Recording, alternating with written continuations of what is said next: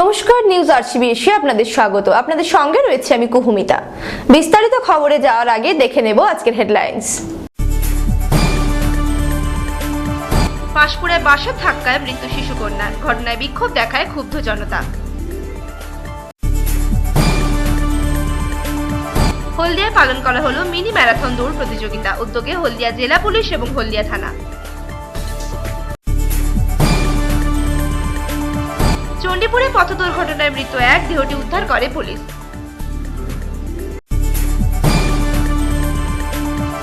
মশাদলে চাষ এমু পাখি বেশ লাভজনক, জানান জেলা কৃষি কর্মাধ্যক্ষ বুদ্ধদেব ভৌমিক।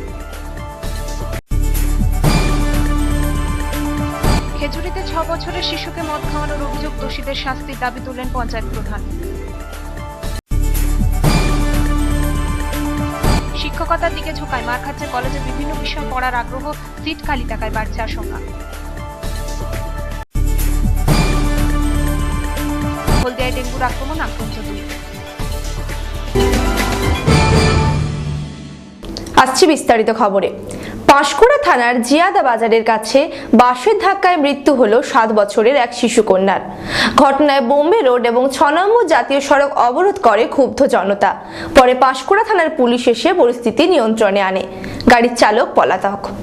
বাস এবং যাত্রীবাহী ছোট গাড়ির রেষারেষিতে মৃত্যু হলো 7 বছরের এক শিশুকন্যার। শিশুটির নাম অঙ্কিতা দে। বৃহস্পতিবার বিকেলে ঘটনাটি ঘটেছে পূর্ব মেদিনীপুর জেলার পাঁশকুড়া থানার জিয়াদা বাজারের নিকট। শিশুটির বাড়ি পাঁশকুড়া সিদ্দায়। স্থানীয় সূত্রে জানা গিয়েছে, দিদা মানুদের সাথে আত্মীয়ের বাড়ি কোলাঘাট থেকে বাড়ি ফিরছিল শিশুটি। হঠাৎ বর্ধমানগামী একটি বাস ছোট গাড়িটির পেছনে ধাক্কা মারে, ফলে শিশুটির মাথা ছোট গাড়ির বাইরে বেরিয়ে যায়। পেছন দিক থেকে আসা বাসটি দ্রুত গতিসম্পন্ন থাকায় শিশুটির দেহ মাথা থেকে আলাদা হয়ে যায় এবং ঘটনাস্থলে মৃত্যু হয় শিশুটির। ঘটনার পর ক্ষুব্ধ জনতা বোম্বে রোড এবং 6 নম্বর জাতীয় সড়ক অবরুদ্ধ করে, ফলে যানজটের সৃষ্টি হয়। পরে পাঁশকুড়া থানার পুলিশের চেষ্টায় তা স্বাভাবিক হয়। ঘাতক গাড়ি দুটিকে আটক করা হলেও চালক পলাতক।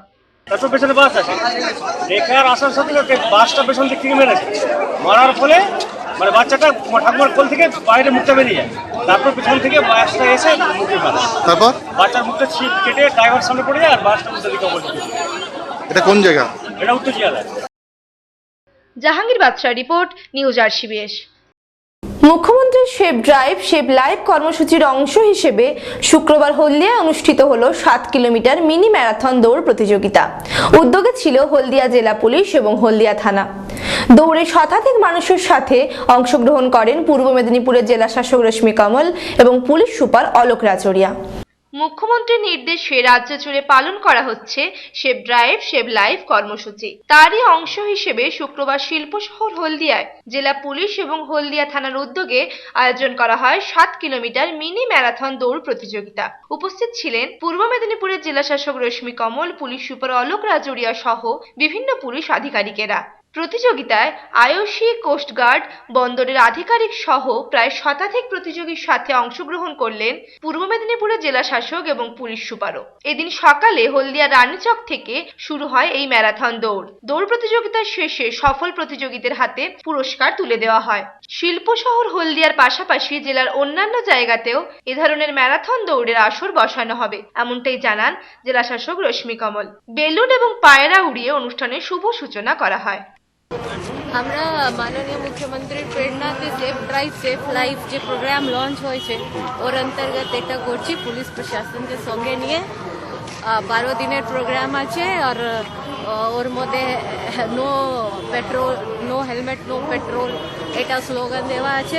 অ্যান্ড এটা কার্যকারী করা হচ্ছে, এটা ইনশিওর করা হচ্ছে কি এটা পালন করা হয়। আমরা ইতিমধ্যে পেট্রোল পাম্প ওনার্সকে বি ডাইরেকশন দিয়েছি কি ওরা যাতে যারা হেলমেট না পরে ওদের পেট্রোল দেবেন না। প্লাস সব জায়গা হেলমেট বিতরণ হচ্ছে এবং হেলমেট ছাড়া কিন্তু ফাইন করা হয়েছে। ওটা এটা আজকে যে দৌড় হয়েছে 7 কিলোমিটার যে মিনি ম্যারাথন হয়েছে, এটা আমরা সবাইকে মোটিভেট করার জন্য এবং অ্যাওয়ারনেস বাড়ানোর জন্য করেছি। জাহাঙ্গীর বাদশাহ রিপোর্ট, নিউজ আরসিবিএস। চণ্ডীপুর থানার বাজাবেড়িয়া এলাকায় গাড়ির ধাক্কায় মৃত্যু হলো এক ব্যক্তির। গাড়িটি পেছন দিক দিয়ে ধাক্কা মেরে পালিয়ে যায়। ঘটনাস্থলে মৃত্যু হয় ওই ব্যক্তির। পরে পুলিশ এসে দেহটি উদ্ধার করে নিয়ে যায়। পথ দুর্ঘটনায় মৃত্যু হলো এক ব্যক্তির। মৃতের নাম তাপস মাইতি, বয়স 50। পেশায় খবরের কাগজ বিক্রেতা ছিলেন ওই ব্যক্তি। ঘটনাটি ঘটেছে চণ্ডীপুর থানার বাজাবেড়িয়া এলাকায়। গড়গ্রাম থেকে খবরের কাগজ দিয়ে বাড়ি ফেরার সময় একটি গাড়ি পেছন দিক থেকে ধাক্কা মেরে পালিয়ে যায় ওই ব্যক্তিটিকে। সাথে সাথেই রাস্তায় পড়ে যান তিনি। রাস্তার ধারে পড়ে থাকা একটি পাথরে তার মাথায় আঘাত লাগে। ঘটনাস্থলে মৃত্যু হয় ওই ব্যক্তির। পরে পুলিশ এসে দেহটি উদ্ধার করে নিয়ে যায়। ওই তেল পাম্পে পেপার দিচ্ছে, পেপার দেওয়ার পরে উনি যাওয়ার সময় অ্যাক্সিডেন্টটা হয়ে গেল আর কি। কিভাবে বলতে ওর সঙ্গে তো স্পটে ছিলাম নি আমি, যার ফলে আমি শুনে আসার পরে আমাকে দেখলাম পিছনে পড়ে আছে আর কি, একটা ঘাসের মধ্যে পড়ে আছে। সেইখান থেকে তুলে তারপরে থানাতে ফোন করি, থানা ফোন করতে থানা সমস্ত কিছু করলো, করে ওরা বডি নিয়ে এলো। সমীর বাইতির রিপোর্ট, নিউজ RCBS। মহিষাদলে এমু পাখি চাষ করে বেশ লাভবান হয়েছেন জেলা পরিষদের কৃষি কর্মাধ্যক্ষ বুদ্ধদেব ভৌমিক। শুধু পাখি চাষই নয়, ডিম ফুটিয়ে বাচ্চা তৈরির প্রক্রিয়াও শুরু করেছেন তিনি। প্রায় 100টিরও বেশি পাখি রয়েছে তার ফার্মে। বিভিন্ন ধরনের শাকসবজি চাষের পাশাপাশি পশু এবং পাখিও প্রতিপালন করা হয়। তবে হাঁস মুরগি চাষ জনপ্রিয় হলেও রাজ্যের পাশাপাশি জেলাতে এমু পাখির চাষ ততটা জনপ্রিয় নয়। বিদেশি পাখি হওয়ার কারণেই জনপ্রিয়তা একটু কম। তবে জেলায় এমু পাখির চাষ করে লাভবান হয়েছেন জেলা পরিষদের কৃষি কর্মাধ্যক্ষ বুদ্ধদেব ভৌমিক। হচ্ছে কি, emu actually government of India এমুটা চাষ করার জন্য একটা স্কিম নেয়। তার কারণ এমু অরিজিনাল অস্ট্রেলিয়ান বার্ড, ওদের অস্ট্রেলিয়ার ন্যাশনাল বার্ড হিসাবে এরা পরিচিত। কিন্তু এমু প্রথম অস্ট্রেলিয়া থেকে নিউজিল্যান্ডে যায়, এবং নিউজিল্যান্ড থেকে ওরা সাউথ আফ্রিকাটাকে বাণিজ্যিকভাবে মাংসটা খুব পপুলার, যেহেতু এর কোলেস্ট্রল নেই। কোলেস্ট্রল না থাকার জন্য মাংসটা খুব পপুলার, এবং খুব ফার্স্ট হচ্ছে এটা রেড মিট। যেহেতু এতে মাংসটা রেড মিট এবং কোলেস্ট্রল নেই, এবং অনেকগুলো মানে omega 3, omega 6, omega 9, 12 fatty acid কতগুলো আছে, যেটা হার্টের পক্ষে খুব উপকারী, এবং মানে এটার জন্যই মেনলি এরা খুব প্রসিদ্ধ।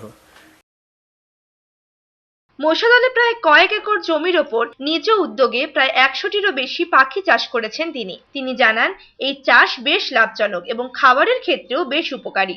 আগামী দিনে এই চাষ আরো বাড়াতে পারলে লাভের মুখ দেখবে চাষিরা, এমনটাই আশা করেন তিনি। শুধু এমু পাখির চাষ করেই থেমে থাকেননি তিনি, তার সাথে ডিম ফুটিয়ে বাচ্চা তৈরির প্রক্রিয়াও শুরু করেছেন তার নিজস্ব ফার্মে। তার এই চাষ দেখার জন্য বিভিন্ন জায়গা থেকে মানুষ এসে ভিড় করেন তার ফার্মে। এই পাখি বিক্রিতেও দাম রয়েছে বেশ ভালোই, এমনটাই জানালেন তিনি। মানে অ্যাকচুয়ালি অ্যানিমেল হাজবেন্ড এআরডিতে breeding, feeding, housing and administration, এই তিনটে মানে হেলথ ম্যানেজমেন্ট নিয়ে আর কি। এই যে ম্যানেজমেন্টটা, তার মধ্যে বাচ্চা না ফোটালে লাভ হবে না। এমন বাচ্চা মানে বাচ্চা আমরা গতবারে 135টা ফুটিয়েছিলাম, ওইগুলো গত বছরের বাচ্চা, এগুলো সবই গত বছরের বাচ্চা, উপরে যেগুলো আছে। 1 বছরও এখনও হয়নি ওদের বয়স এখন প্রায় 9 মাস 10 মাস। এর মধ্যে কিন্তু ওরা প্রায় 22-24 কিলো হয়ে গেছে। এর চামড়া খুব ভালো লেদার মানে হয়, ড্রেস হয়, চামড়া ভালো, পায়ের চামড়াটাও ভীষণ ভালো, কুমিরের চামড়ার মতো প্রায়। পায়ের চামড়াটাও দাম অনেক, চর্বিটা দাম অনেক। চর্বিটা প্রায় মানে আমরা বিক্রি করছি 1,000 টাকার মতো কিলো। আর চর্বি ছাড়া আর এই পালকটাতে বালিশ হয়, পালকটা যে শীতের জন্য যে লেপ হয়, শীতের লেপের জন্য পালকটা খুব ভালো।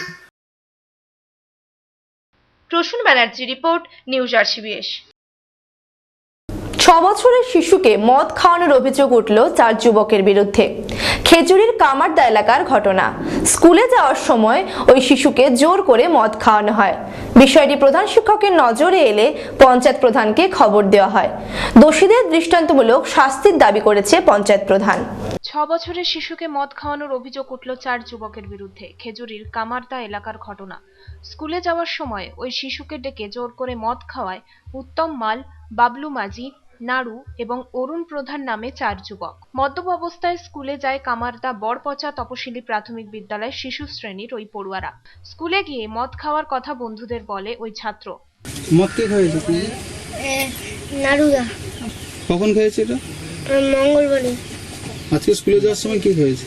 আজকে স্কুলে যাওয়ার সময় দিলীপ মামা। এর কি জোর করে তোমাকে খাইয়েছে নাকি? মুক্তি ব্যাপারে। কি বলছে ওরা? খাওয়ানোর সময় কি বলছে? ইচ্ছা করেনি। এরপর ছাত্ররা মদ খাওয়ার কথা প্রধান শিক্ষককে জানায়। এই স্কুলে আজকেরই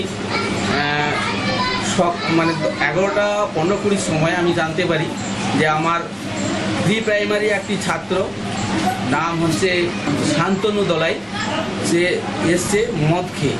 তো তাকে ছেলেপুলেরা চিৎকার চেঁচামেচি করছিল, তখন আমি তাকে ডেকে দেখলাম তার মুখ থেকে মদের গন্ধ বেরোচ্ছে। তাকে বিষয়টা জিজ্ঞাসা করলাম, তখন সে আমাকে বলল যে পাশের ছেলেরা কেউ তাকে মদ খাইয়েছে জোর করে স্কুল আসার পথেই। তখন তার গার্ডিয়ানকে আমি ডেকেছিলাম এবং বলেছিলাম যে এই বাচ্চা তো এই অবস্থায় এসছে, ও দুষ্টুমি করে ঠিকই, কিন্তু এই মদ্যপ অবস্থায় এসছে আর এরকম অসুস্থতা বোধ করছে, আপনি একে স্কুল থেকে আপনি নিয়ে যান। পরে আমরা প্রশাসনিকভাবে কিছু খবর যদি আপনি জানাতে চান আমি জানাচ্ছি। প্রধান শিক্ষক ডেকে পাঠান ওই ছাত্রের দাদুকে। মদ খাওয়ার বিষয়টি জানানো হয় তাকে। জানা গেছে এর আগেও দুবার ওই ছাত্রকে মদ খাওয়ানো হয়। কি হয়েছিল আমি তো কিছু জানি না, ওই যে নিজা বলছে আমি তাই বলছি। তো বাড়িতে আছি, হঠাৎ দেখি 2-4 জন বাচ্চা এলো ডাকতে, তোমাকে মাছটা ডাকতেছি।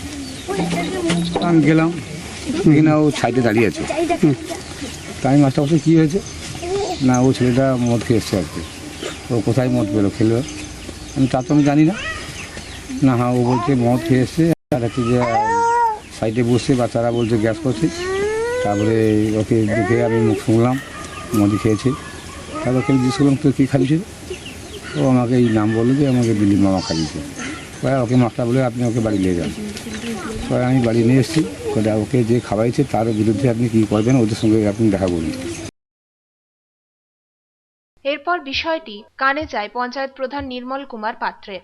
পঞ্চায়েত প্রধানের উদ্যোগে ওই ছাত্রকে স্থানীয় হাসপাতালে ভর্তি করা হয়।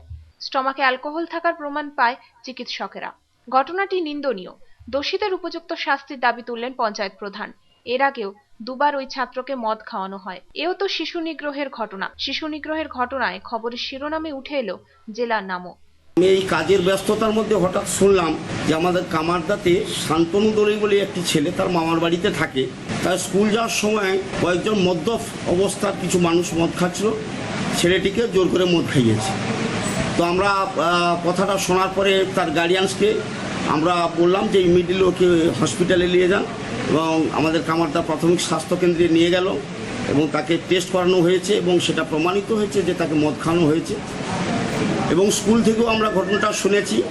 আমরা লোকালি এটা তীব্র প্রতিবাদ করেছি যে মদ্যপ মানুষদের কি উপদ্রব হয়েছে, এবং আমরা প্রশাসনকে বারবার বলছি যে এদের কঠিনতম শাস্তি দেওয়া হোক, এদের অ্যারেস্ট করা হোক।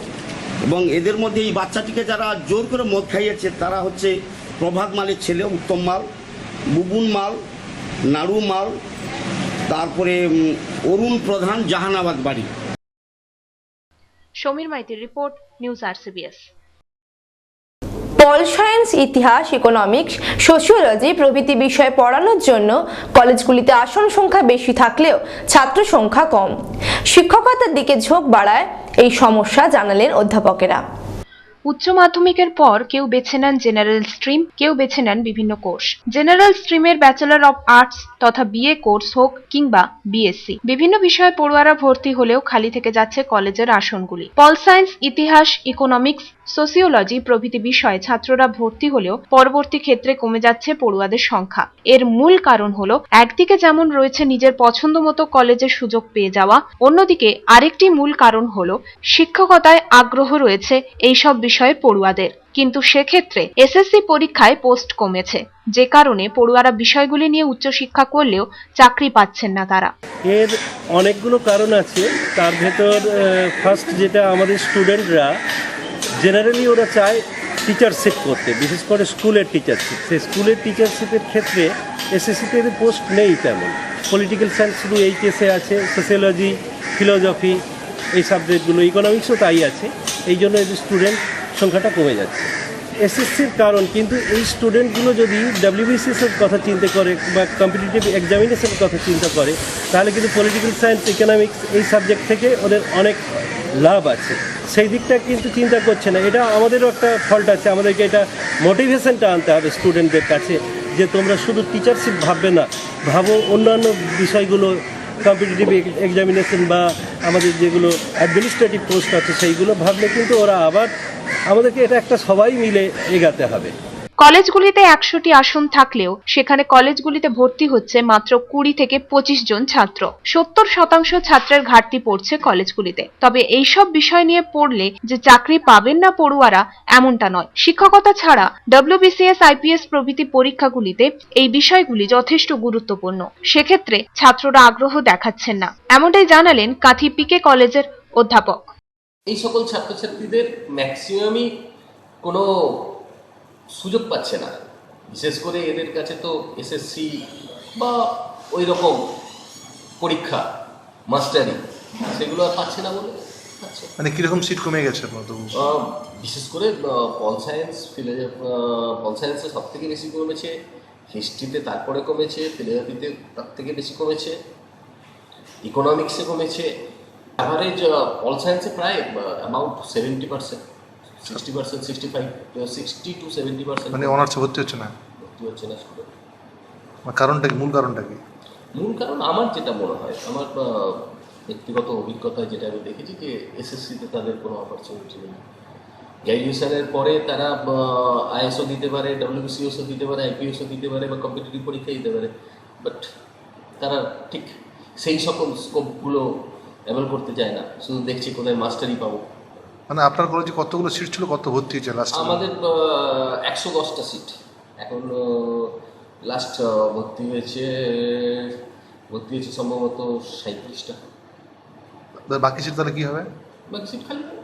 ছাত্রদের মধ্যে আগ্রহ কমায় কলেজের পরিস্থিতি এমনই যে বেশ কয়েকদিন পরে বন্ধ করে দিতে হবে এই সব বিষয়গুলি। তবে সেক্ষেত্রে মন্ত্রী সৌমেন মহাপাত্র বলেন, দেখুন এইখানে সরকারের কি দেখা আছে, এখানে আমি মনে করি যেহেতু এডুকেশন দপ্তর মন্ত্রী আছেন, মুখ্যমন্ত্রী আছেন, তারা নিশ্চিত ভাবছেন। তবে তো ছাত্র তার পছন্দ মতো সে তার কেরিয়ারে কি ভাববে সেই অনুযায়ী সে পড়াশোনা করবে, কিন্তু সরকার পক্ষ থেকে যতগুলি সাবজেক্ট প্রয়োজন আছে সবটাই আমাদের পড়াতে হবে। তাতে ছাত্র সংখ্যা কতটা কমবে কতটা বাড়বে তার উপরে নির্ভর করে সরকার তাকে। জাহাঙ্গীর বাদশাহ রিপোর্ট, নিউজ RCBS। দুজন ডেঙ্গিতে আক্রান্ত হয়েছেন। হলদিয়া পৌরসভার 16 নম্বর ওয়ার্ডের চকদীপা পালপাড়া সব্যসাচী পাল বয়স 17 ডেঙ্গিতে আক্রান্ত হয়েছেন। অন্যদিকে আর এক পুলিশ কর্মীও ডেঙ্গিতে আক্রান্ত হয়েছেন, তবে তিনি তার পরিচয় জানাতে চাননি।